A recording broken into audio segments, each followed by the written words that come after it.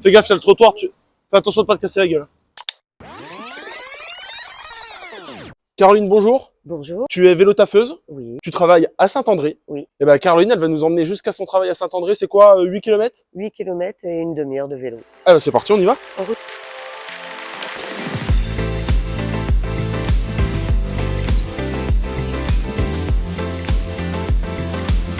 Alors les vélo-taffeurs et les vélo-taffeuses sont de plus en plus nombreux partout en France.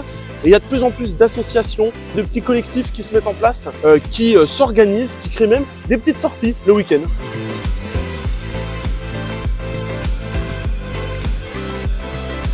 Toi, ce qui est bien, c'est quand tu pars en vélo comme ça, tu as l'impression que ça te fait un petit sas en fait avant d'aller au travail.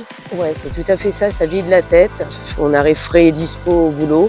Et dans l'autre sens, pour le retour, c'est vrai que ça permet aussi de bien conclure la journée de travail et de passer à autre chose. C'est un peu comme une bouffée d'oxygène. J'ai vraiment choisi ce mode de transport exprès. Et ce qu'il y a, c'est que les transports en commun ne vont pas jusque sur mon lieu de travail. Oui, c'est ce que tu me disais, en fait, à Saint-André, il y a une partie où les transports s'arrêtent. Ouais. Est-ce que toi, tu as souvent l'impression que les infrastructures sont trop faites pour les voitures? Oui. En fait, j'ai plutôt l'impression que les infrastructures pour les vélos sont faites par des gens qui ne font pas de vélo. Par exemple, on va emprunter là après sur le boulevard de la Liberté la piste cyclable où on partage le couloir de bus. C'est un vrai parcours d'obstacles entre les voitures qui sont garées à droite, les autres voitures qui tournent sur la gauche et celles qui les contournent. Là, ça va, il fait beau, il fait sec, mais quand il pleut et qu'il fait nuit, les gens font beaucoup moins attention.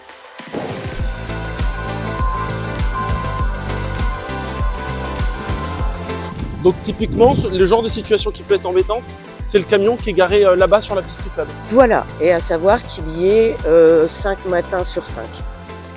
Ce coin-là est problématique. Normalement, je devrais passer sur la gauche, passer devant la préfecture et aller croiser le boulevard de la Liberté à cet endroit-là. Sauf que la majorité des voitures tournent à droite, il y en a qui arrivent d'en face, c'est vraiment pas sécurisant. Moi, je préfère prendre l'option d'aller tout droit ici et d'emprunter le passage piéton et de pas forcément respecter le feu, comme là par exemple. Et finalement, en faisant ça, tu te sens plus en sécurité qu'en prenant le chemin que tu devrais emprunter. Ouais, parce que le croisement là-bas, il n'est pas évident. Là, aujourd'hui, il n'y a pas énormément de circulation. Mais sur un jour plus dense, c'est compliqué. Ouais. Donc vous comprenez bien là la difficulté pour de nombreux cyclistes de circuler en ville. Voies de bus, travaux, des dépassements parfois dangereux. Et Caroline, elle fait ce trajet-là plusieurs fois par semaine.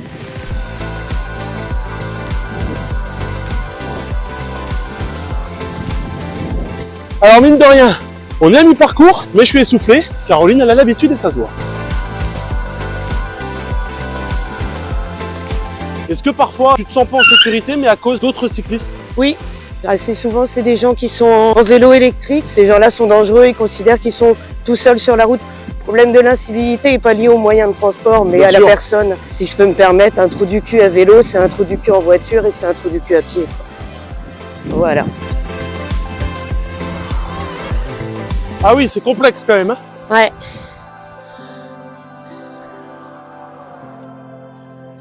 J'ai déjà eu le cas où j'avais bien mis mon bras, j'étais visible, je faisais doucement et il y a une femme qui était arrivée. En fait, les voitures, ils arrivent en haut de côte et ils voient le feu rouge. Donc il y a même des fois où j'attends que le feu passe au rouge pour pouvoir bénéficier de voitures qui roulent moins vite à cet endroit-là.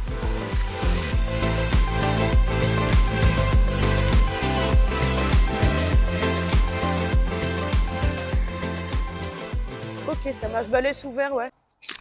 Résultat des courses, comment tu te sens?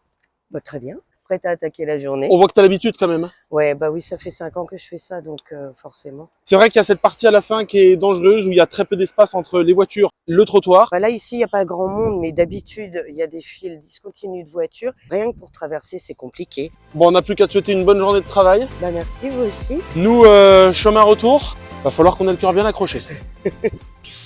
Oui. Les voitures et les trottoirs pour... Voilà. Ouh, j'ai perdu la pédale.